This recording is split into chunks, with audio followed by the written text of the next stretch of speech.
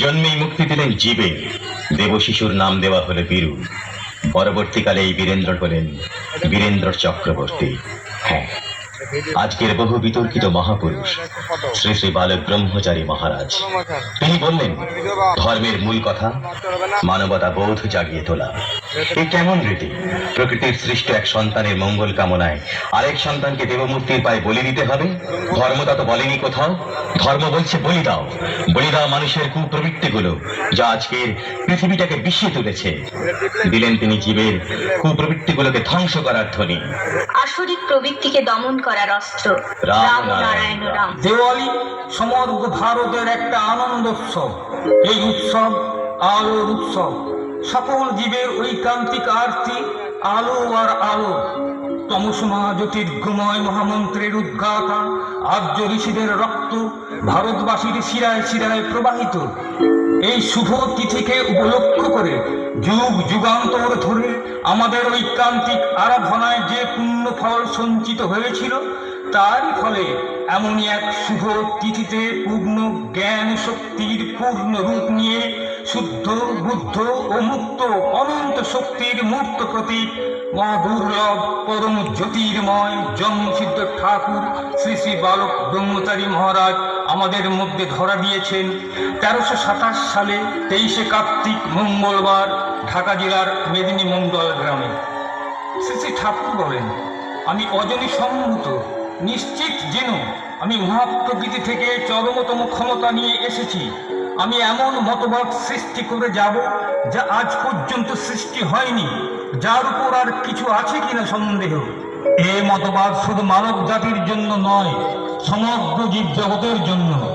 এর মাঝে যে ফোর্স, যে ভাইব্রেশন থাকবে তা সকল জীবের হৃদয় স্পর্শ করবে, সবার বেলাতেই তা কার্যকরী হবে।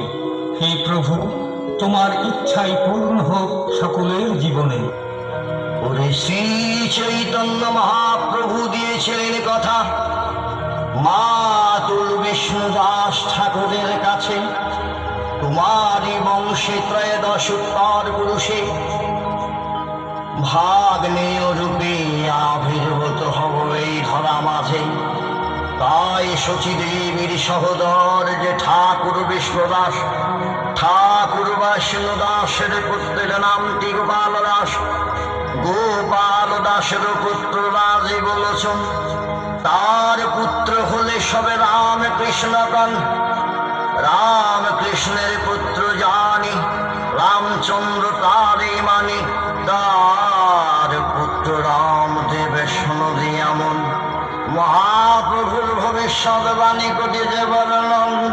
রামদেবের পুত্র বলরাম জানে সর্বজন, রাম শঙ্কর নামে খ্যাত তার পুত্র ধন। রাম কিঙ্কর নামেতে তার পুত্র হইল খ্যাত, তার পুত্র হরনাথ কোটি সবে জ্ঞাত। অম্বিকানাথ বিদ্যাভূষণ তার পুত্র পাই বিবরণ। তিনি ছিলেন মহাজ্ঞানী বিজ্ঞ বিচক্ষণ।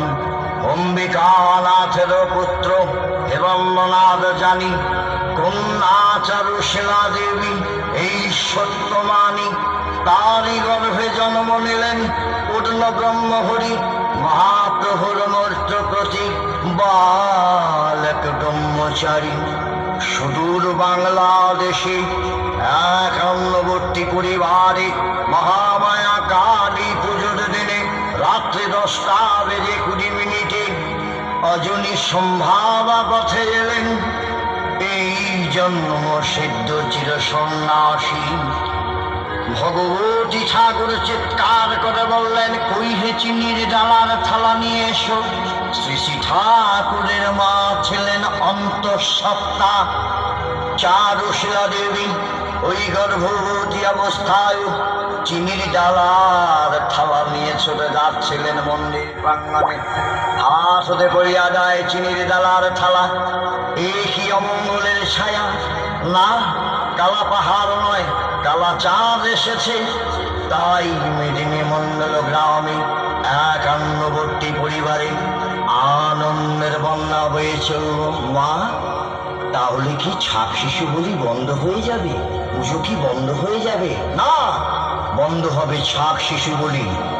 আরম্ভ হলো পূজা। পূজাদি ভগবতী ঠাকুর মন্ত্রোচ্চারণ করলেন। বেজে উঠল ঢাকের বাপে কাশর ঘণ্টা। যা দেবী সর্বভূতেষু মাতৃরূপেণ সনাতনা। নমস্তেস্মৈ নমস্তেস্মৈ নমস্তেস্মৈ নমো নমঃ। যা দেবী সর্বভূতেষু মাতৃরূপেণ সনাতনা। নমস্তেস্মৈ নমস্তেস্মৈ নমস্তেস্মৈ নমো নমঃ। যা দেবী সর্বভূতেষু সংবিরূপেণ সনাতনা। নমস্তেস্মৈ নমস্তেস্মৈ নমস্তেস্মৈ নমো নমঃ।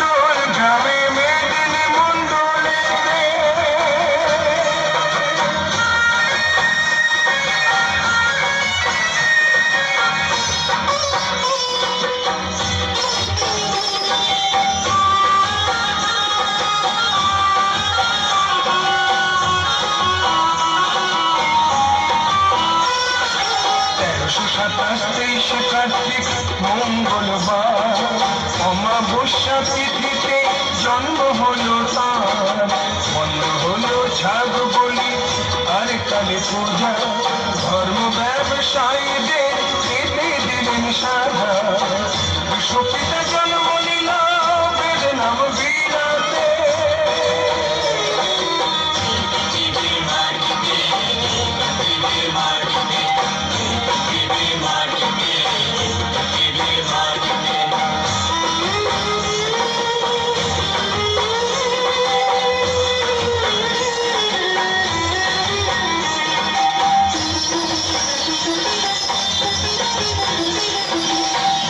চারুশীলা দেবী সুরেন্দ্র নন্দন আবির্ভাবে করিলেন সংস্কার মোচন। কালা চাঁদ না কালা পাহাড় ভাবেন সবার। পূজার স্থলের সজনগণ সবার মুখে চায়। বিশ্বপিতা জন্ম নিল গোপী প্রেম বিরাতে।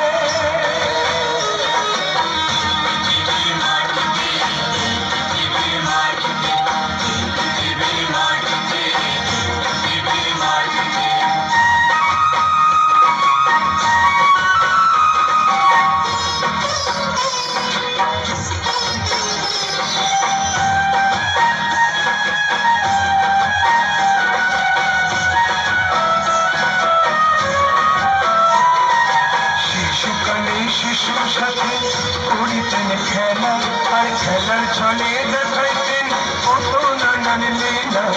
সেই যুগে গৌর রূপে জন্মেছিলেন।